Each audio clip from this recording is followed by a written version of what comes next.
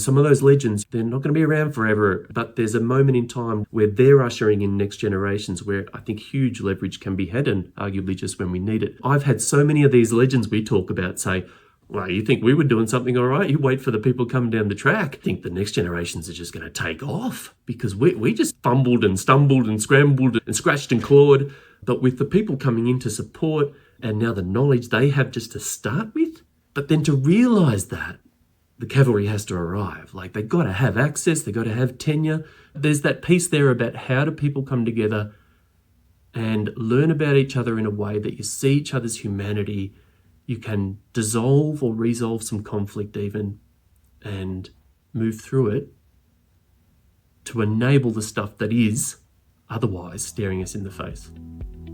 What if we backed more of that? This is the Investing in Regenerative Agriculture and Food podcast, where we learn more on how to put money to work to regenerate soil, people, local communities, and ecosystems, while making an appropriate and fair return.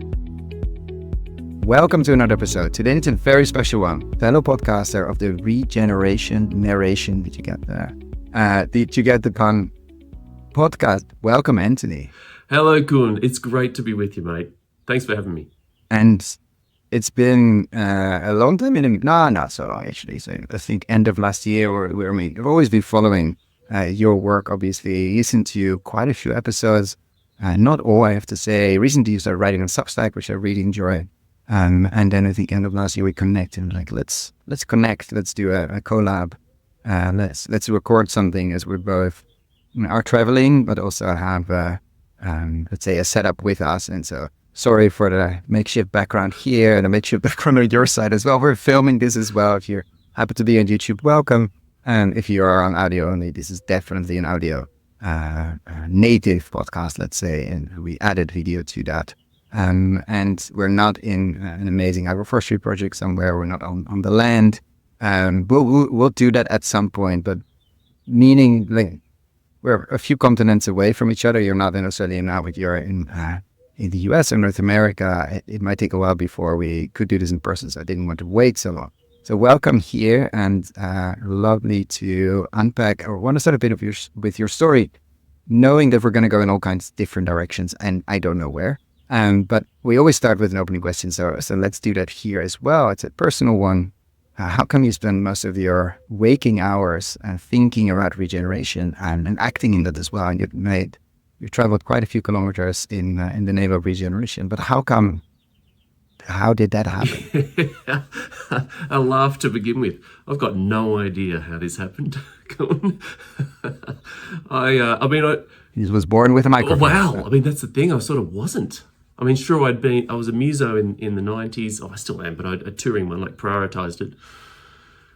But that's the only leg up I had, some familiarity with the hearing your voice back and having a microphone in your face and recording, and that press the red button effect that it can have on a psyche. But that's it. I mean, the bigger answer broader to the podcast is a couple of decades in sustainable development, international development, like these words that get tossed at it. And I mean, seeing the writing on the wall. There'd already been generations before us that were pointing it out, that incumbent systems were overly extractive. The time of really good rewards for that extraction was diminishing as well. So it was starting to be just a loss equation, the more we extracted from here, rather than some kind of sweet spot you might envisage where we have a certain degree of extractivity perhaps for quality of life that keeps us in kinship with the whole on a flourishing planet. Like that sweet spot that, many argue we passed in the 70s somewhere. But even if you take that more broadly, we're clearly in a domain where it's patently obvious to all of us, or to so many of us now, and increasing numbers of us now. So that had been building over 20 years expressly in the field, even as a musician before that, and we'd do charity gigs for people here and there. And I mean, you could even go back to younger days where I was a business graduate, like in university, on scholarship. Like I was supposed to go in and start on a mint at that time with your IBMs and your big banks and your big retailers and whatever. This was a new thing at the time, early 90s, business systems degree at I think it's still our biggest university, Monash in Australia. And I'd been brought up to make as much money as possible. That was the name of the game. My dad had felt shafted by being a Christian brother till 26, and then sort of out on his butt when he felt it wasn't his path, without a penny to his name, and all the shame that went with that. And had been a science star, as he would explain to me. All the brains in my time were led to science, and I made nothing. And with that sort of imprimatur behind him, it was make as much money as you can. My options were merchant banker, doctor, because there was a Mercedes outside our GP's practice all the time, and those things. And so I end up in this degree which I wasn't sure about anyway. I'd started to have a bit of doubts already about this path, but I thought, well, it's going to pay me. I'm going to get a drum kit. I'm going to get a car. I'm going to get a place to live on my own, with people, but independent, and I'll see. And sure enough, I didn't like it much. But the reason was because I hit the point where it was like, well, what's the money for? If the purpose is money... Not necessarily where it came from, but where it was why? for. Okay. Why money? Why market share? Like, what are we really after? I later sort of cottoned on to people like Alan Watts, and terrific phrase that's never left me. Why get so absorbed by symbols of wealth? In money or clothes or other possessions or whatever. Cars, I mean, the classic, isn't it? That comes to mind too. Why get absorbed with the symbols of wealth as opposed to wealth itself? So you can trace it back to those things. And then the podcast comes along because I basically, through various, roles in university, heading up briefly a community-based graduate school, trying to broach these things, but I had a focus, like an old mentor of mine, to be very public with this stuff. So for 10 years, I ended up running pretty big sort of panel event discussion things, town halls, as we would call them in Australia, really. And they started 50 people and a couple of hecklers, I recall, to being 200-300 people every time, at times standing room only type stuff. And the last one, as it turns out, was with Charlie Massey and the two brilliant folk out of Woolleen Station in the West, David and Francis Pollock. That was one of these instances, 300 people standing room only. And I just thought, I've got to get out to them now. It's not good enough to have an event every 6 months. Food?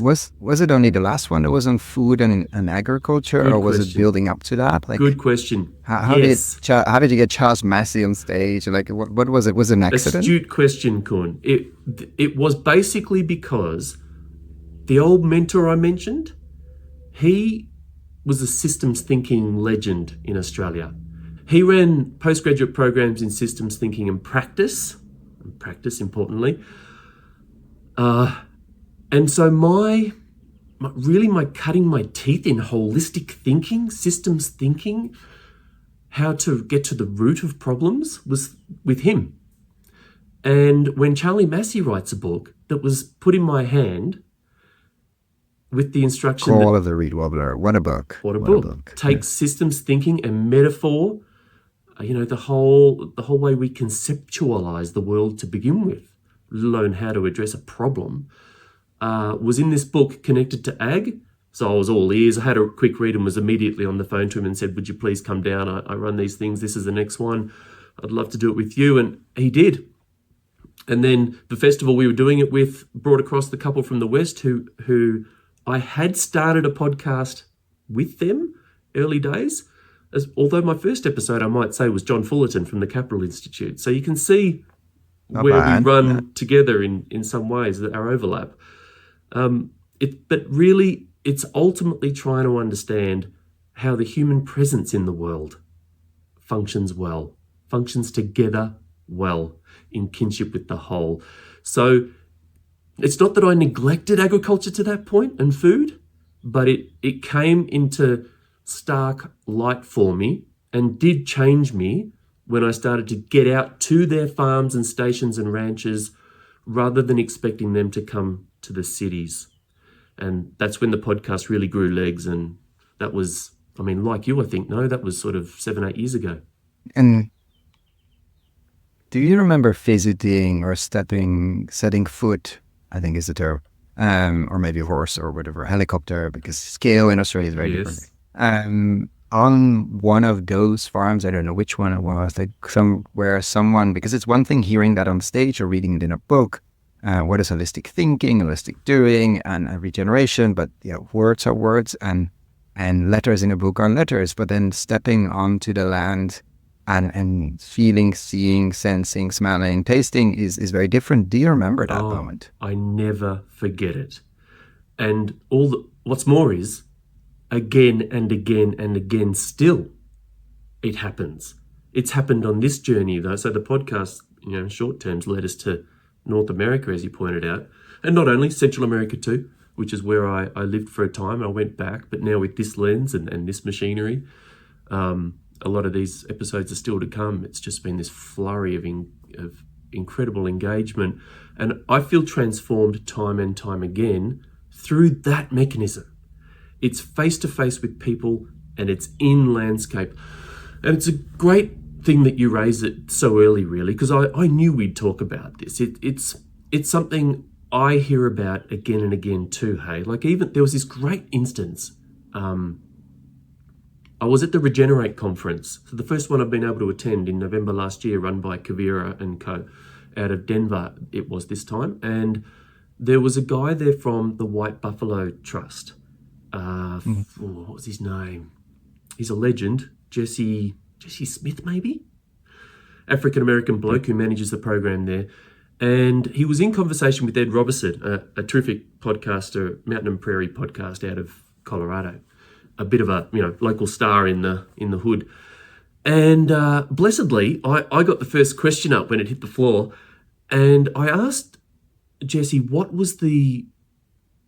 has he found in all his time and experience in such an amazing place himself, and such an incredible life story, has been the most significant in terms of really reaching people? And he said two things. One was story, so this, and I guess then the degree to which words can count, if it's couched in story and done, in a real way. And the other one was people being on the land, straight up. And that counted for not only, punters or investors, but even the people themselves who are trying to do the work, but getting with each other on the land. I think about it so much, Cohen. And it sounds like you have too, found it to be central. No, absolutely. I mean, the disconnect we have with the land, with agriculture, with food production, with land management, forestry management, landscape, etc., and is so large that it's very difficult to connect with people. And of course, we often talk about the role of the financial capital system, but it's very difficult to have somebody decide from a shiny office somewhere, and it's going to go to a shiny car, and it's going to go to a shiny supermarket, that's going to go to a shiny home, and tries to make the better choices, etc., etc. But unless you walk the land literally and spend time with stewards, and it sounds so logical and so far away at the same time. It's very interesting. I always try to understand for people, like, when was that? Not that moment, if it was one moment, but when did you understand, okay, coming back to that point you made, when did you realize, like, we could be beneficial keystone species? Yeah. I think that's in a landscape, seeing with a landscape manager or farmer or steward of the land. Maybe you're a steward yourself. Like, when did you realize, wow, there's a positive role in it. It's not just a negative, slightly less negative, slightly less dirty, slightly less input heavy, slightly less destructive. And that notion of understanding that it's possible, I think, is a very traditional notion from, of course, indigenous tribes everywhere. But we've sort of lost it, and I think it's very difficult, like the financial sector. I'm in a city center at the moment. Like, there's many shiny offices down the road. It seems so far from them. But bringing them to the land, to the right place, in the right context, where that clicks can be life-changing. Maybe they leave then and set up something for themselves, which is okay. But it would be nice if they use their role in the system they're in to guide the system towards putting some more some more money to work, because we desperately need it. Yeah. And it's that. But it's always my advice. Anybody wants to learn, go and spend time on farms. Don't be annoying. Ask a lot of questions and listen very carefully. And definitely don't come with the hat of, I know what technology can do, or automation, or et cetera, et cetera. That's not the right approach. And many people have done woofing, like working on organic farms. Like for many have done permaculture design class. Many have done the right type of volunteering work, because it's hard work. It's not easy, but we need to do it and to understand, because otherwise we only talk about it. Yeah, I really love your phrase, beneficial keystone species. I guess, I mean, to get to what it was, what it is that continually hits me, but I've heard of others too, right? Including people who were skeptical at a distance.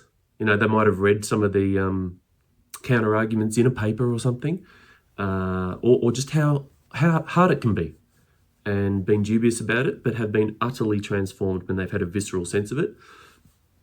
And that's certainly what it was for me. It was blown away by what's possible. And that, you know, in Charles Massey's terms in the book, once you kick in, get back above that threshold of ecological function, how it actually can be quite fast. You know, the Haggertys in WA, for example, who, by the way, after 30 years have become an overnight success with the West Australian of the Year award this year. I saw that. It says yeah, something too about the changing times, but also about some of the yards these people have put in, right?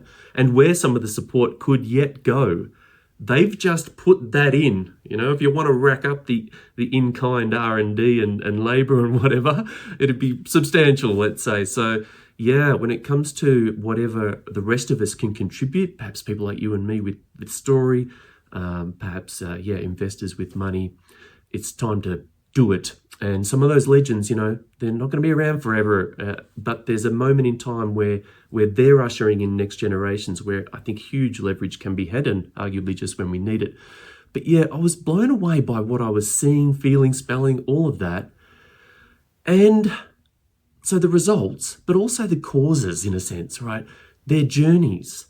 Again, Charlie Massey said in his book, didn't he? 60% of the people that he talked to who were doing this stuff, who had transformed landscape in this way and had got it happening quick after decades of pioneering work, it was trauma at the heart of it, of some kind. Whether it be health or fire or flood or debt, my goodness, you know, this enormous stress, the suicides in communities still. I mean, this is... we almost need to have a minute of silence, Kun, when you know this stuff, to just take that in. The ones who have managed to come through have done extraordinary things, do extraordinary things. They shouldn't. I don't want to, proselytize. What if they weren't left alone, or relatively alone, to do that? Or prosecuted, or looked at funny or weird. Exactly. The SLM at the beginning was stupid land management, like the children of the farmers weren't invited for soccer practice. Like goes in a lot of different levels, obviously, like some things are worse than others. But this is, the pioneers have definitely been burned quite a bit. And not only their own midnight oil, but and now we're in an interesting moment of time, because many are still around. Exactly. Like we're in a time of many, from Wendell Berry to Alan Savory to many of the farmers to many, like this is very interesting when you think of movement building. Like you're saying, the next generation is coming in, like the children of Charles Massey are stepping in, and like just a few names people know, but also many other places, the first, second generation organic are stepping in, the biodynamic people. Like this is a moment in time, and with a huge shift in technology, which makes a lot of things visible that we knew, but still it's nice to see it in a paper sometimes. Yes. But yeah, there's a window that's surprisingly small, to get behind a lot of, and you're seeing that in Australia, like the people you have followed have been getting recognition of late that hasn't been there in the last 10, 20 years, right? Exactly. Which does emphasize the point, right? I'm finding it coming up everywhere, though, Kun. Like, so this is, It's still marginal, you and I know. Yet it's coming up everywhere. So there is no, and I've pushed myself. I've sort of tested this impression because I didn't want to, keep the rose-colored glasses on just because I meet all the good people, that sort of thing. But everybody in my bubble is in my that's bubble. right. Yeah, Exactly. But no, and coming across the States in this particular election period, right? It is coming up everywhere. It's true, a different understanding of our place in the world, a much more kinship-oriented understanding of our place in the world, and wanting better options and all this sort of stuff, including with the election here in the US. I heard that so much from Trump voters or RFK fans who voted Trump in turn. The complexities of it, I've still got plenty to share on that front from here. But I've sort of, from about a year out, I was saying the cavalry's got to arrive now. The legends are, not going to be around forever. Even a bit tired, it might be fair to say. Still charging on, but, to their detriment in some in some ways. It's time for the rest of us to really turn up. And when it is such an incredible opportunity, not just to see those external results, but to feel the internal hum of life, or whatever you want to call it. Some people would refer to it as the divine. You could just say it's purpose. It's the feeling when you have joined something that actually does make a massive, beautiful impact. And, to the point of investment, many of my guests have been of the ilk of in trust structures or the like, that are working with people who want to actually pass their land back to commons or to First Nations, with the ultimate understanding, which we all sort of acknowledge in principle, that we can't own the earth, or you can't own nature, you can't own air. Like, what is that? This system is commoditizing everything. And I think ultimately when we follow the trail, don't we? We end up at this. And there are people... Land ownership, if you think about it, sounds ridiculous. Exactly. But then what do you do when we've come so far down? Or money ownership. What's that? Or money ownership. Or money, period. What do you do then when we've invested? Yeah, we need an off-ramp. We cannot just say, oh, it sounds ridiculous, so we should. No, but yeah, we've created this all together, and even if we wave magic wand question to that change tomorrow morning, might happen, probably doesn't. So let's create at least some optionality if it doesn't happen, and create off-ramps for people to get out of that land speculation ownership structure. We've had many guests on that, not enough, because there's actually a lot more happening now compared to a few years ago, but it's still, many are trapped in high land prices, speculation, very tricky. You can't borrow enough from the bank to buy the land, and then you're squeezed into an extractive system to pay back the bank. But there are movements happening on the trust side, on the donation side, on much lower land prices if you put it in a certain structure, with the understanding it's going to be farmed in a certain way or with a certain outcome. We see organic farmers in Germany donating their land for a much lower price because they know that it's going to be farmed by 5 families after it, because the pressure of the land price is gone, and they get a nice pension and a nice retirement, and they get honored. But their work is not going to be sold to a next project developer that's going to do whatever, etc. And small examples, but it's that needed to show that sort of gridlock of land ownership and prices is possible to unlock a bit, at least. Well, then you got to think about, 2 things really, again, have hit me, and in a way that is so, again, minute silence stuff. It's the reality of communities, farmers, but not just farmers, like LA, who can't get insurance. Northern California, insurers are leaving. But as one person said to me, though, who sort of saw the writing on the wall from a while back, the casinos are leaving town.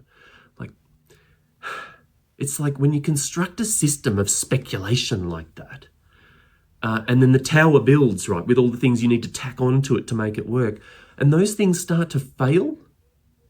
In the words of that Northern California community, in the words of one of the conservative Christian folk there in that community, who, when they had to come together as a community to decide what to do, he sort of famously now there said, we've only got each other now, and we're our own insurance, and we do that by being a community and regenerating the land and rehydrating it. That was the big thing, right? In the face of fire, there are literally instances where, beaver habitat didn't burn in some of these extreme fires in Northern California. Just extraordinary images.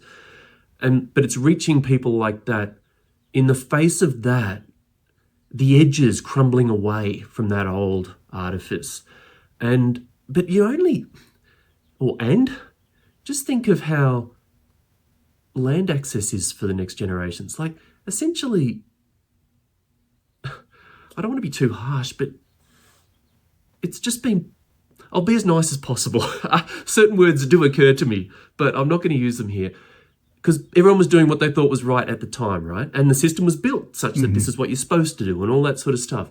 But what does it mean when we've essentially, any generation to this point has claimed it all as effectively because the prices are too steep? Unless you're in that pipeline to inherit something, you're out. And that's it. Like, it's like the ultimate enclosures. They seen through to fruition. That's not tenable. It's not tenable. It's not right. And it, again, cuts off our nose to spite our faces, because the next generations are ready to. I mean, I've had so many of these legends we talk about say, well, you think we were doing something all right? You wait for the people coming down the track. And I think it was Rowan Reid at a conference in Western Australia in 2023 said, he's an agroforestry legend in Southeast Australia. He said, I think the next generations are just going to take off, because we just sort of fumbled and stumbled and scrambled and scratched and clawed. But with the people coming in to support and now the knowledge they have just to start with, but then to realise that the cavalry has to arrive. Like, they've got to have access, they've got to have tenure. There are these structures coming on, there are ways we can do it. Just need more people to come in. Well, I don't want to say just to come in and back to where we started our conversation. Come in and get to know these people and their places. Feel that spark, and then pick the place and the form that's right for you. Because there's so many leverage points and amazing things going on. You can really take your pick of what lights you up as someone who wants to support. And do you see that happening, that people with experience elsewhere, like, it's not just young people come out of college or out of high school, or actually been not a fan of necessarily have to finish official education. Yeah, we could talk not about just that. young people, but Right on. it's a whole different topic. We might go there, but that's not a teaser though. Let's see. But for people that have, I'm particularly talking about people with experience in building things. I'm not about building houses, but building organizations, non-profit, for-profits. I think it's one of the strongest organizational forms we have is a company, is a limited partnership or steward-owned. I mean, of course, there are many nuances we have now, or many structures actually that serve way better. But let's say a company that wasn't there before. I see many now, and I don't know if you see the same on your travels, that have experience elsewhere. Maybe have done an interesting exit. Maybe they have a bit of time, a year or two, or maybe they've done really well and they come on the investor side. But let's say experience with builders that come into the space and they will start building things. Maybe not necessarily farms. Maybe they build their little piece of paradise, which is great. They're going to build technology, tree nurseries, brands that buy things, whatever we need way more. But it seems to be a shift that people start to show up to be around, like, sort of the ecosystem around the pioneering farmers. And we need to completely redesign our food and ag and fiber economy, of course. It's going to take a lot of work. We can use some extra hands. But do you see that as well with people, 30-year-olds, 40-year-olds, 50-year-olds with experience? They're like food and ag and sort of bitten by the soil bug. Maybe that's a better way to put it. Yeah. Well, the answer is yes, in spades. And I think about various ways they've come to the table too, like some through conservation, but then they've come to ag because they're seeing the overlaps. And that's again, to talk about what's transformed me and my understanding and now my relationship with the rest of my country and farmers that I never had anything to do with, really, through the appreciation of what they're pulling off in that way. That divide, along with so many others, can be, well, I'll say healed, I'll say mended. And yes, there are people like, I think of, excuse me, I think of Jim Phillipson with the Reindeer Trust. These are some of the podcast stories, who doesn't just support philanthropically, but supports with governance. And in a very listening kind of a way, right? In a not, okay, I'm your governance guy here, stand aside. Not in that sort of a way. And now he's working with families in terms of succession, those thorny issues of succession, which overlap right with some of the things we're talking about, because it's like, how do families have secure tenure with their places if and when they're putting it into trust scenarios? So that's one instance I think of. I think of some of the cohorts that are not only coming on, like you said, not just the young, but I think of First Nations. I think of what I've learned a lot about here, the families of former slaves, but even other migrant families, Asian Americans, Hispanic Americans, who have regenerative lineages going back for ages, that they have held on to them in many instances, or they're coming back to them and forming their own structures with the support in many instances of those who have the experience in doing it. I think of Sustainable Table here in Australia, who have formed a way to have philanthropists and other investors come to the table, not just individually, and not individually having to ask the question, where is my support best fitting, but they can go to a place that's done the yards of, here are your options. They literally have a map of Australia dotted with all these different kinds of people doing stuff. Here are your options, but all the more, we'll help you do that connect piece, the listen and learn, and you won't have to do that by yourself either. You can if you want, but which is way better. Way better. Yeah. And the friendships and the relationships and the comfort that you're doing the right thing, because if you do this by yourself, the chance, actually, with many investors, if you just look at the for-profit investment side or grant side as well, it's very easy not to do anything, just not to do it, because you seem to be the only one, and why would you? But if you do a cohort style, then it's almost more important than the content is that you're doing it together with others, and not the peer pressure piece, but just feeling that you're not the only crazy one in the room, which helps. Yes. Yeah, well said. I laugh because there's so many instances of where that is proving to be true. Even you talk about Nicole Masters, for example, and the course she's running now. She pivoted to this education piece, which is a big part of the thing we should talk about too, right? Is train the trainers. Train the trainers. Mm. And in a way, where some of these exceptional people, they're already exceptional. They're already stars of Regen, many of whom have been on my podcast and probably yours too, who are doing this program and being transformed all over again. But I think it's as much for that. It's the structure, Nicole, and others are doing it too, and I've done it in the past, but I'm inclined to do it again now, seeing all this, is it's being together, to your point. It's being together that is half the thing. So sure, Nicole's her curatorial and instinctual input and, expert input to a degree, but it's the structure and the conditions you set up on land. So it's bookended by being on land together. Then you got online stuff. On land together is where just magic happens. Mm-hmm. Yeah. And the wrong question here, I'm going to ask it anyway. How do we scale that? Like, how do we, or replicate, probably better words, replicate. Because we need all people that manage wealth and all people that make policy decisions and to reconnect to the land, preferably together. All farmers, obviously, as well, and land stewards and foresters, and etc. Like, it's an impossible question. I still want to ask it. Well, what do you feel ways and scenarios and pathways towards replicating? In many places not to visit, you have full maps of region farms, and many have tours. Like, most of these are relatively open doors, which is great. Still, there's a disconnect. Yes. It is a great question. Say virtual reality. It's a great, No. it's a great question. What I've heard a lot, and it makes sense to me, is to scale out, not up. So there's that distinction, which I think you're alluding to anyway, and how you caught yourself on the word. And in that, there are so many instances of people like the Haggertys who have been pitching a processing distribution centre that would double as a education centre on the edge of Perth. So people don't have to go to their farm. They just have to go to the edge of Perth and they can get this experience and this connection. But also, it's a distribution point, a retail point as well, and hasn't been able to get the support for it.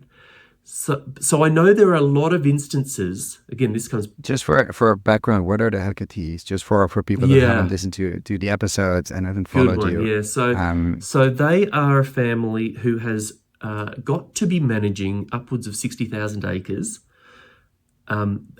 Small. Exactly. Well, I don't know how they do it. So one family has done this, just progressively acquire, and from almost nothing, because they didn't inherit anything, progressively acquiring clapped out farms once they were being left, sold and done with, ostensibly. There's so much derelict infrastructure that's not even usable anymore, like houses to ruin. All the more because now cyclones are getting that far south for the first time and finishing them off. But so they've been acquiring this land and like I said, over the decades, found the methodologies and the skill set and pioneered some machinery and natural inputs, biological inputs, through the big rigs, like putting worm juice through the big spray rigs, like extraordinary innovation, to restore productivity to these lands, at times now within a couple of years, and biodiversity at the same time. Over 60,000 acres of productive land doing all sorts of grains and sheep. And you know, the punchline around their story too is the cause, is the how they've done it. It's a sensing of land that is, well, I would say next level in one respect, but, you know, in some ways it's just restoring old levels of human instinct and connection. And that's a massive part of the story I'm finding. It are the senses we've left on the table, the human senses we've left on the table, that when they're picked up is just so uplifting. To see it and then to start to experience it yourself, so uplifting. So that's them. Now, but the missing pieces, right? All their stuff still goes into, I mean, aside from some local supply chains, which is very cool and going nuts, like a local bakery in North Perth, for example, Miller and Baker. But the bigger piece of why, and they've got some international stuff with their wool, right? It's incredible premium market stuff. They're famous in Italy. It's like, but still, most of their grains go into the collective bins in Australia with no premium and no distinction. You wouldn't even know what you're eating. So there's and you talk about it often, right? It's the supply chain piece, but sometimes it's bog standard processing and distribution. Not that hard, just needs a bit, not even much capital in a lot of instances for a lot of impact. So that's just one example. I hear a lot of those sorts of things, but there's another piece to the story too, Kuhn, which I think, from what I see, it's slower in coming on. And that is the story piece. I have heard for years, pretty much the entire time I've been doing this, that the story piece is vital if we're going to have different narratives emerge. Understandings across some kind of scale. A political constituency, ultimately, that would back this stuff in more, let alone a demands this funding thing. one. Yeah. I've heard from the legends who said from the get-go, thanks for coming to my farm, your work's more important than mine, which of course I couldn't come at. How does it make you feel? Ridiculous. How does it make you feel? Yeah, I still can't come at, but I took stock at the same time. Like, why are they telling me this? It's because they're out there, marginalised, all the more with all the abandoned, the farmers that have left already, feeling doubly marginal because the people over the fence might, feel a bit threatened. It's messy. Whatever's going on for them. I say that with ultimate compassion. I I've been as ignorant as the worst of us. I'll say that straight up. So yeah. When you don't see what you don't see, and then when it's right in front of your face, you still don't see it. Beautiful documentary, Roots So Deep, on the grazing side, and why the neighbor switches or not switches, or interested or never. Even the question, like, and like Peter Big asking, like, do you see what's happening on the other side of the fence? Yeah, I see the animals very healthy and see the grass up to their chest. And are you curious? Yeah, I'm also very curious. Why didn't you ever ask? I didn't want to put my nose into things that are not mine, or like it's almost courtesy and curiosity. Correct.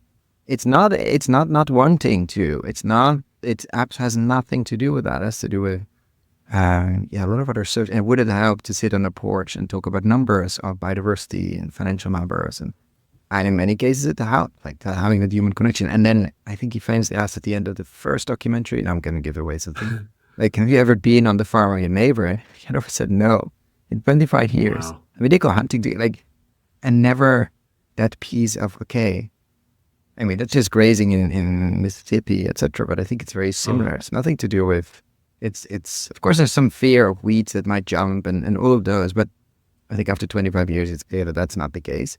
But it's more, how do you invite, because many of the pioneers are a bit weird. They are by definition out there in general. Like, they're not the easiest people all the time. They have to be, otherwise they would never do this. Like, and it's so how do you, like, the next group, like, not the early adopters, but like, how do you connect with that they are not gonna put worm poo in their big rigs? Like, how do you make it more palatable for them is probably a big question. Oh, I love what you just said. This is the punchline to me. It's that there are very often, all the best reasons in the world why this is still marginal. And at times that can beg a belief for those who have created new stories for themselves. I mean, this is what I want to say about story. It's like, sure, it's on the one hand, it's sharing the stories and getting them out, but part of why I called the regeneration was not just for sharing the stories of regeneration, it was the stories we live by. The narratives we have so deep within us that it would be discourteous to approach the neighbour about that. That it right down to something can be staring you in the face and you won't see it. I've experienced this. I was a very heavily depressed late teen, and I look back in retrospect how obvious it was to everybody else what I should do, which in my case was just get to the coast. Get to the water as a starting point was the thing. Or maybe even go home, perhaps, was the bigger thing. Accidentally, fortuitously, I ended up back in Perth, and I was a long way after that degree in Monash, feeling depressed about not liking that and what am I going to do, and I hate where I live and this is getting pretty dark, to being taken back to Perth on a whim and a piece of luck, which was where I always felt was home, but had forgotten. It had been so long, I'd forgotten that connection. Most people around me wouldn't have even thought of Perth as my home because I'd been in Melbourne for so long. Going back there, turn the lights on. So, and maybe that's a return to country piece that, you'll hear a lot from First Nations, why that matters. Or maybe it was just being by the ocean. Whatever it was obvious. I should have done that, but I couldn't see it. There are so many ways that this plays out for people where it can be really obvious to others what can help ourselves, let alone the whole, but you can't see it because of the stories we're playing out that we've inherited, we've come from. There might even be intergenerational stuff that we're learning more about, which just says the listening piece, the compassion piece, the reaching out piece, the coming together when you're ready piece, and then the backing in the would-be facilitators of doing that. Like, whether it's, Nicole Masters wants a centre to operate her courses out of in the valley near Yellowstone. There's another instance you could back that project in. But I'm talking about even people like you and me, or others that would do podcasts or video or films or whatever. There's so many filmmakers I know who are just in the mines because they can't earn a quid doing this, and they're good. There's so many ways that we can back in the change of narrative. And I don't want to say even change a narrative, because that makes it sound like we're going to change narrative on people.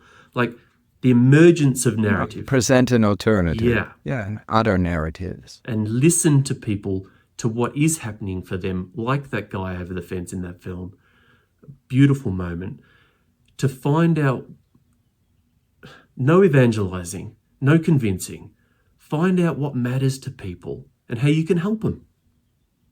And if we were all doing that, I mean, I've seen enormous change on the back of that, even politically in Australia right now with the independence movement coming in and others who are cottoning on to that, really getting in touch with the grassroots. It's politicians saying, tell me about you, not, I'm going to give you a bonus, $200 if you vote for me at this election.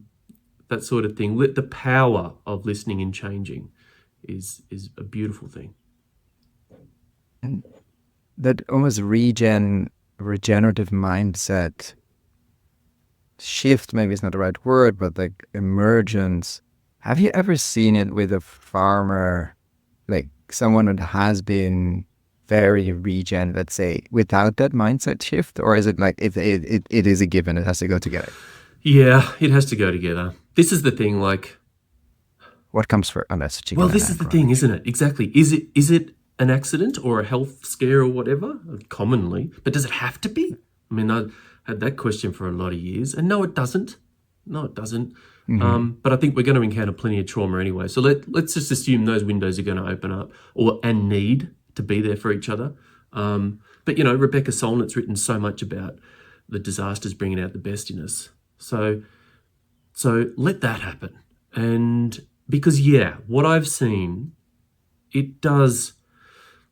in a situation where the Western cultural mind was one of separation from the rest of nature, from superstition, from theocracy, like a lot of bloody good reasons, and a lot of reasons I'm happy to have grown up in it. But we missed a trick. Which we realized. Yeah, exactly. It's like we need to stitch the fabric of the planet and our innate kinship and our innate nature as giving, caring, cooperative beings. Because the narrative that went along with the Enlightenment was that we didn't even need each other anymore, and just as well because we're all selfish. Separation of each other. Exactly. Yeah. But we're learning a lot more about that. But those stories are hard to let go. So this is a change in narrative. So yes, I found it does at least require some kind of, as happened for me, trauma and luck, and then just following the lead. So does it need people to have holus bolus got to enlightenment of some other description?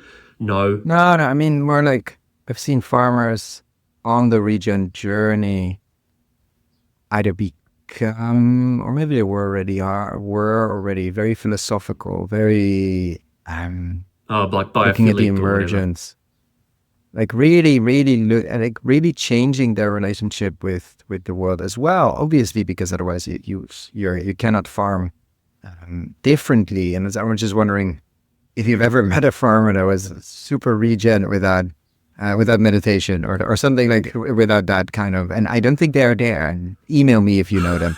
That's right. Of course, when you go to speak to an investor, it might be different because I work with a lot of impact investors, and luckily there you can start bringing your full self more, but it's at the end of the day, you're sort of still judged by that final number, the dollar or euro or yen or whatever amount, and like looked up, like frowned upon if you bring more than other returns, and it's starting to change because we see the cracks. But I can imagine if you're a very philosophical farmer that just feels the land, and then you're trying to put a pitch deck together for an investor to put a processing plant together, for instance, that might be language issues, just to say the least. And we need to bridge that somehow, because we need that money, and we need the philosophical piece, because otherwise we wouldn't have the farmer. Yeah.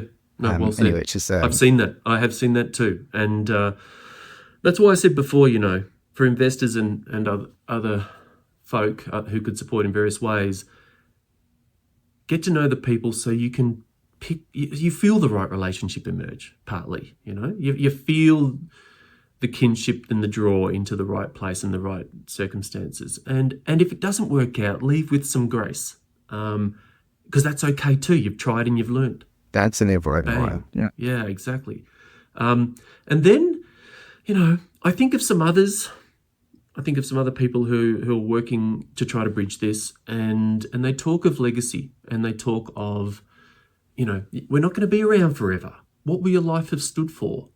And I've heard of others who have gone into finance situations, conferences even, and said this, utterly intimidated, but talked the human story. And they've been the highlight of the conference. So I'm also seeing time and time again, increasingly, and I think that's probably part of what you've seen in terms of it starting to shift, is there is an extent to which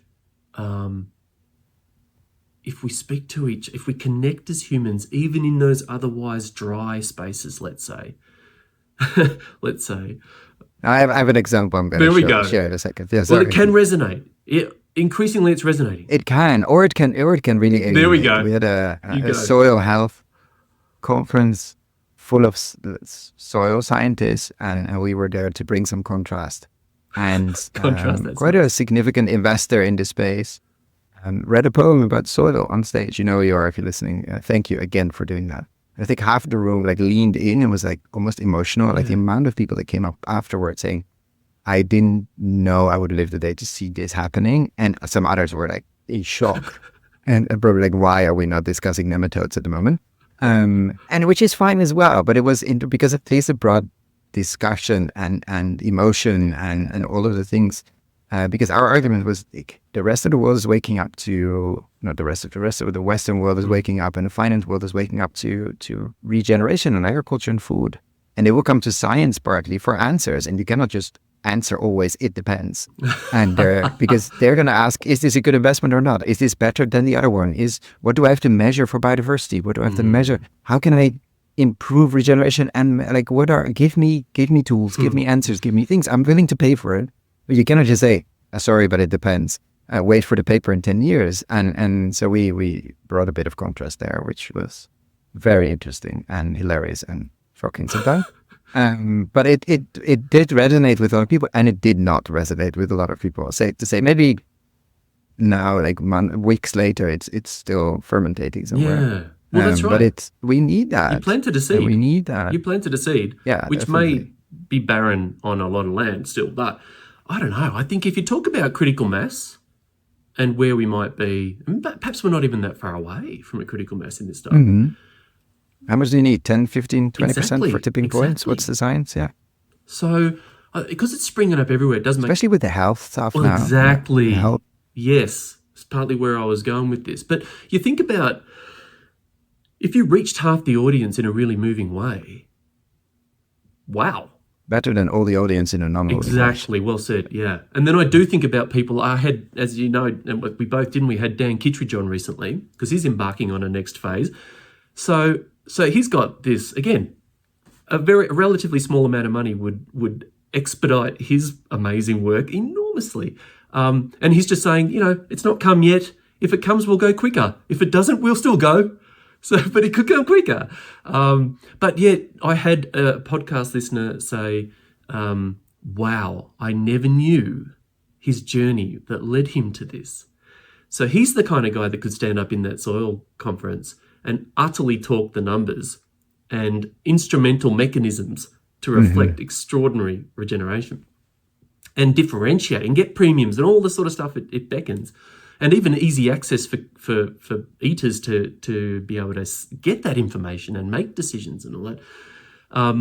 And his path to that was, I'll say, a form of enlightenment, through vast travels and deep philosophical personal exploration. Does everybody need to hear his story to come on? No, but it's what took him there. And I find that extremely interesting. So I'm looking then at not just where he is, but how did he get there as a person who wants to be part of setting up future generations in the best way possible, planetary wise, and so not just human wise. Then I'm listening to the whole. Even if you just want to listen to the conclusion for now, it's compelling. But the broader story, I think, again, it starts to shift the underlying stories. And yeah, poetry is a great way to do that too. And let's just face it, taking gambles, like in that instance, taking a punt. I'm going to put this out there right now. See what happens. I honestly didn't know she was going to do it, but just for a leg back. Might have been a thing I missed in the prep. But absolutely, absolutely relevant and very, very effective and very strong. And you lean in when I mentioned health. What are you seeing there? You're in the States, of course. We're in an absolute global health crisis, and that we're starting to see the signs and the numbers and crippling effects and all of that, which we've seen for quite a while, but somehow it seems like the last 18 months more in your face, or everybody's face, with ultra-processed people coming out, which of course was research from Brazil, but with an Oxford doctor. I mean, he said this himself, Chris. Suddenly became very famous in the UK, Europe, I think US as well. Like there seems to be a movement, RFK, Ozempic, like we seem to be in an interesting health perfect storm. What do you sense in Australia and in your travels in the health side of things? Absolutely. Back that up. It's and in more ways than one, right? It's like, I mean, it's obviously it's health of land to start with, and then those connections, health of land, health of animals, health of humans, all that sort of stuff. Microbiome, I mean, extraordinary research. And really just recent. It's psychological health, emotional health and epigenetics, the intergenerational aspect to that we're also cottoning onto scientifically, let alone the rest. That it may not be your shit that's keeping you back. You may not be the cause of it. Let's look a bit deeper. In both ways, like what comes off the land, what are you ingesting, and what have you ingested intergenerationally. And again, the support we can give people, and we can give the people who are supporting people on that front. But yeah, I expressly in the public domain and even politically, absolutely the health thing, for years I've heard this, that it's the narrative that reaches people the most because it's personal and immediate, wherever you are, whoever you are. And you're going to feel better after a better meal. There's no question. Immediate. Yeah. Or shitty. Well, exactly. And I think of the farmers, we talk about their health, oh my God. So to see those healthy turnarounds in the farmers themselves, going from what I know to be an unbelievably stress-filled, like classic rat on a treadmill. I'm mixing metaphors badly there, but you know what I mean. Hamster wheel, whatever. That's right. Small animals, rodents. Yeah. So health does really reach people, it seems. And then it's very interesting right now in the States, because they have led the way, if that's the right way to put it, in at best a chemical experiment on a population, no? And the health, I mean, it's visibly diabolical. No secret to anybody, but poor. Yeah, but still, if you don't go, I think most people from outside the US, and as now, I don't think many people will travel to the US for the time being, won't see it. Like, but if you travel like you've done and you're doing, like, it's really in your face. Yeah, it really is, and you feel for them. And this can't be. Of course, no. That's the blood. Like it's like our, especially nicely in ultra processed people in the book and in the research around it. Like it's addictive. Yes. Like there's no blame. Like this is there are 500 people in the biggest food companies. I'm not gonna name names. We all know the names, or probably more. Whole departments that are there just to make sure you keep shoveling Pringles. And like it's the crack of the Pringle. It's the density. It's everything is designed for you to never stop. Of course you cannot like push back. And for people that objectively, I don't think you have an issue as well. I don't have an issue with that, but like I'm in the minority in that sense. And it's very easy, if you just don't eat it. No, you can't. Like it's designed to keep stuffing yourself. Yes. And so everything that is designed then to say, but it's your responsibility if you just move a bit more and put a little bit less in your mouth, it's like it's an equation, blah, blah. No, it's addiction. Yes. Like, and it's designed to make you addicted. Well and said. It works really well. Well, this is partly why what I was confronted with in my degree, my business systems degree. I literally chose a marketing elective And my project was to get more market share as a hypothetical fast food chain. And that was a moment. It was like, why would I do this to people? Why would I try and win that? Anyway, so you do have a moment in time. I mean, even our boy, because this is the sort of education I wish I got that he's getting, and more people are thankfully. But my boy spots up the ingredients list on things, or like he's always reading ingredients list out because they're diabolical reading by and large, and like red 40. What the hell is red 40? It's not even trying to disguise the fact, and you ask ChatGPT, and then you're getting a very big warning, like they'll put it. Yeah. And so you've got a situation now, obviously with Trump, and this is part of the complexity of this whole situation, with RFK, who seems to be adopting some Trumpisms, like just say the reality you want before it exists, and it'll somehow manifest. Like apparently companies have agreed to a voluntary code to get all these additives out by the end of next year, and the journo I follow on this food fix, she's saying, but I know they haven't. So I asked him that question. I know it's false, but he's just telling me this. Excuse me. So there are all those complexities politically, but you've got this extraordinary, incredibly necessary shift that might happen quite fast, where that proceeds, where this chemical experiment starts to wind back. And when you know what we know, who could argue with that? But then you've got an overall regime that's taking investment out of the land and away from farmers and away from trust funds. And where does this end up? I've got no idea.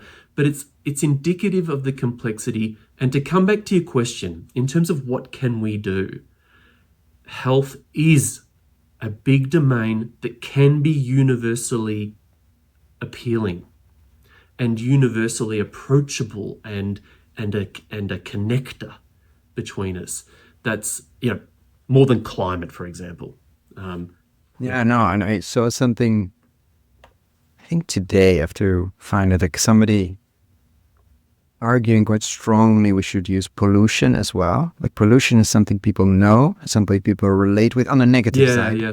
And like, of course, CO2 is not a pollutant. Yeah. Too much of it's not good. But in terms of words we choose in narratives, in terms of terms we put on things, it's very important to choose something that resonates. And they've done deep marketing research, what probably pollution in terms of chemical pollution on the land, in the food, etc., is very strongly like it like you hear pollution, like I don't want to swim there, I don't want to eat that, like it's polluted, and so, but we need to use the marketing people and the marketing brains and the marketing skills that have got us partly into this. But not blaming them, they got very good budgets from some of the companies, but we need to use that smart to resonate with people, because if we keep saying soil microbiome, probably we're not going to get very far. Or soil carbon is very important. Yeah, good luck.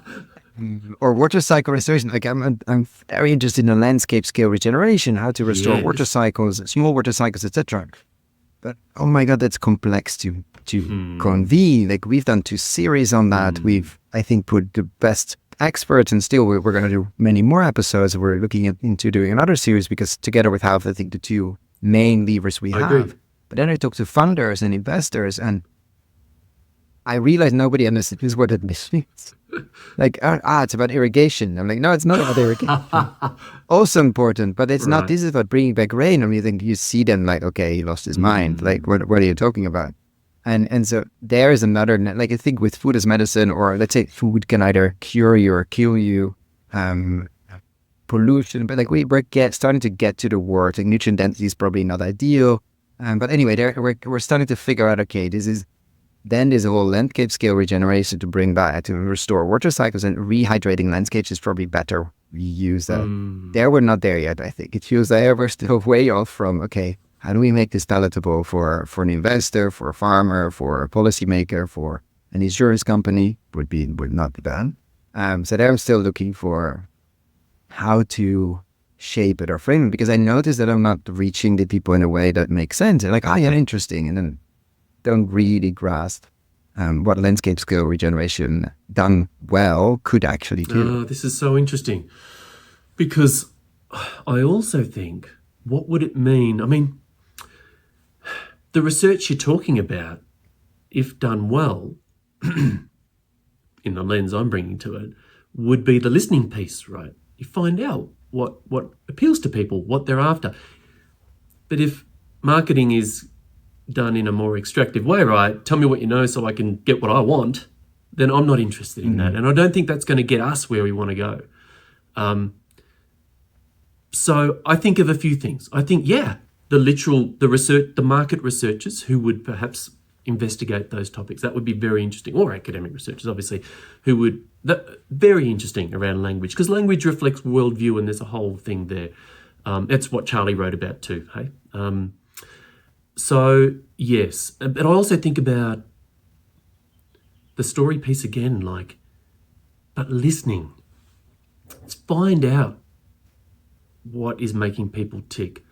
I'm so fascinated what's made people vote a particular way right now. What's made people feel like even now, with so much disturbance, they like what Trump's doing, or not, who voted for him. Because I still don't hear them. I hear the claptrap of noise around decisions and actions at that level, and that obviously is important to a degree. There's so much. I mean, media is another topic, isn't it? There's so much crap, I'll say it. But it's important, obviously, to look at that level. But I'm just not hearing from the people. I want to know what the people who voted him there think. What motivates them? What do they want to see? And so commonly, and I've seen this play out, and even politically in Australia in recent times, I've seen it play out in a way that enlivens participation in the world, enlivens community. And then with that understanding and that uplift, we can do extraordinary things. Extraordinary things have been done, are being done. And I mean extraordinary. Our podcasts are a litany of you're kidding me, that happened? You could just scope some of the best of stories out of just our two, let alone others. John Kemp's podcast, let alone others. And you would see this time and time again. So yeah, that listening piece, for all we're wondering what our leverage points are, let's find out by connecting with people we've not connected with before. That's a bit of an ethos, I reckon, that can hold us in good stead. And what would you, not advise, because we're not giving investment advice, but what would be your message? Maybe it's the same actually, to the investment world, the finance world. If you could plant a seed in their minds and their hearts on regeneration from all the journeys you've seen, what would that be? In a way, I almost have the same answer as you had for Judy Schwartz when she interviewed you about you. And it was, we're in the position where we have spoken to hundreds of people. For every episode I've put out, there've been a dozen other conversations with all walks, right? People have done extraordinary things, and the people who I'm talking about before that I want to know about, just communities I want to know about. So the seed is, don't feel like you have to reinvent the wheel. Have a listen to people. Have a listen to people who've listened to people. Go and meet who appeals to you and the places that appeal to you or that are your place.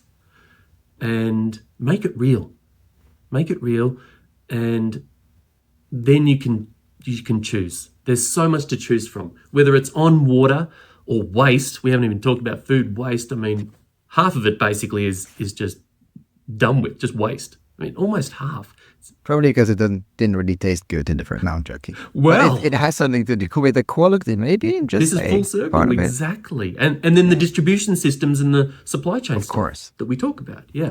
So, but perishability is connected to growth and seed quality, and not to paraphrase Dan Barber, but I think there's a lot there as well. I mean, of course, we waste way too much, and anything that's just a double whammy to reduce.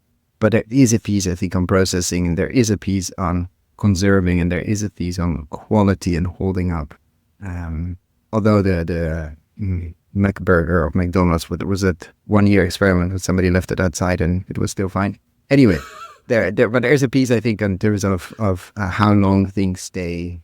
Well, of course, there's a thing on nutrient density quality, like does it reduce quickly after harvesting, and there are certain fruits if you process a certain way. Anyway, but waste, yeah, we hardly talk about it on the pod, actually thinking about it now. Yeah, well, Vaclav Smil's book, for all the I critique, have to take a note there. extraordinary on the waste front. I mean, his work, what's it called? Like, I was sent it, I can't remember. We yet to follow up with him. Well, we've tried, but hasn't aligned yet, just being on the road. But extraordinary on waste. And for him, that's the biggest game. The biggest game in town is waste. And there's a good argument for it. But then we could talk about, animals, redefining what a pest is, getting apex predators back in, like all these transformative narratives and impacts. There's so much you could jump on just by having a look at the people who've had a look, and then connecting yourself directly. I have a personal emphasis. While the window is still open, let's say. What's that? Yeah, sorry, but like while that window of time where the legends, that sounds wrong, but the people that have definitely had a look and stand on the shoulders are still around, and tap into that, because so agree. Go and listen. Yeah, I'm even, for myself, I'm acutely aware of that. I met Alan Savory for the first time just after that conference in November. He's 90, still going, 89, almost 90, still going strong. His book coming out this year. There was somebody last week saying I'm in the space because of that TED talk. Yeah, totally. Farmer. Exactly. New farmer, new generation on the land, Portugal, large scale, super, 2 restaurants, hotel, like a full shebang. Wow. Large scale investor behind it. And he's a TED talk coming out of the tech scene in Berlin. That was Okay. person listening to this is going to recognize who it is. But that was my trigger. He said it on stage, I can say it, did say. But he said it on stage, I saw it, and that changed everything. I need to become a farmer. Well, this is my other point, Cohen. It's to reiterate the story piece and the media, let's say. But the critique he got on the TED talk, anyways. But nonetheless, it's almost like, and I've heard this many times too from some of the legends. I learned at some stage, I heard from Terry McCosker, I learned eventually, just talk to the people who want to listen. It's the half of people in that soil conference. Just don't worry about the rest.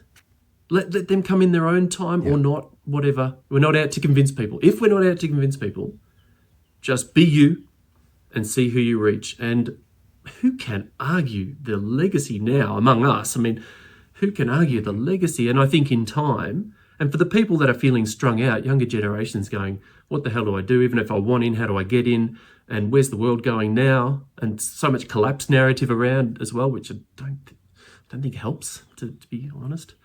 Sort of paralyzes, I think. Yeah. I mean, there's nuance to that. Some things are collapsing, but some things are regenerating. Where does it go? Who knows? But yeah, the story piece it is very often now, I think, recognized as important. Narrative shift, listening, sharing. It's not being backed as much as it could be. Yeah. No. So a little torch that way I'd shine, but I know there's a lever there in the huge impact some documentaries had, or the TED talk of Alan Savory and Kiss the Ground and 6 Inches of Soil and Biggest Little Farm with all its complexities around it, etc. But the amount of people that got clicked on it in an airplane or somewhere else and suddenly got like a life-changing experience in an hour and a half or less is that. But the trouble that 6 Inches and others went through, like we backed them with crowdfunding to get that funded as well. Like for funders, and this is not an investment. I mean, it's an investment in another way. But the stories the media side is greatly underfunded, because when you're doom scrolling on the toilet, you're mostly not going to get regenerative content to light up your day and see other paths. You're going to see very other algorithms at work. But in the health piece, it's sort of changing, I feel. Like with Eddie Abu, you have some influencers now. So It's a good point. that are really, and get a lot of hate as well, but start pushing back on that narrative. But it's, let's say the positive is not the word, but the regenerative media side is definitely neglected. Yeah. Even though we have a few shining examples that do really well and inspired a lot of people. We need all the languages, all the cultures. We need tens of thousands probably. Right on, exactly. Can I just have 2 podcasts in English? That's right, exactly. Gotta cut it. Exactly. I had a brilliant filmmaker on the podcast who ends up winning the short film award at the Santa Barbara International Film Festival, Joel Caldwell. I had him on because he'd made a film for Patagonia that ended up winning that award called The Green Buffalo. Outstanding short film, 20-minute thing. And because we met then, he was so turned on by the podcast and this particular story of buffalo restoration and a particular guy doing it out of Montana that he said, got to be the next film. I'd love that to be the next film. I wonder if we could get some support for that. And the short of it is, to date, no. And sure, maybe it's a shit idea, but I don't think so. He sort of knows. He knows what he's doing, and I've had so many listeners talk to me about that particular episode too. It was extraordinary. Is extraordinary. So we could go on. I think there's so much scope. Why would gun filmmakers be doing? I mean, he's not, but like almost wedding films, just really trying to get by. All respect to the bride and groom, but that's not what people like that should be doing. Love is central. I'm right there. But but it's hard, and we're having some conversations now around that. Like people from the film industry, from the TV industry, from the distribution side, really are starting to reach out and say, we haven't really talked about it off podcast, but starting to say, where do we where is the regen content that we could spread, and how do we make sure money flows back to the makers and becomes sort of a flywheel? And there's some very successful YouTube channels, obviously, but it's limiting. Like it's just, especially like in the market garden side, and of course some on the education side. But that's a limited group. We need to reach way more. It's a very good point that we're thinking about it. Ideas, definitely get in touch. That's cool. Well, you know what I think about? Audience. I think about, I mean, you almost said the words there. I think about producers on land and producers of media, producers of the story. They are, but both producers, vital in this space. And, it's been hard enough to get the backing for the people on the land, but we need both. We need both. Shout out to the funders and a strong request to show up more. Yeah.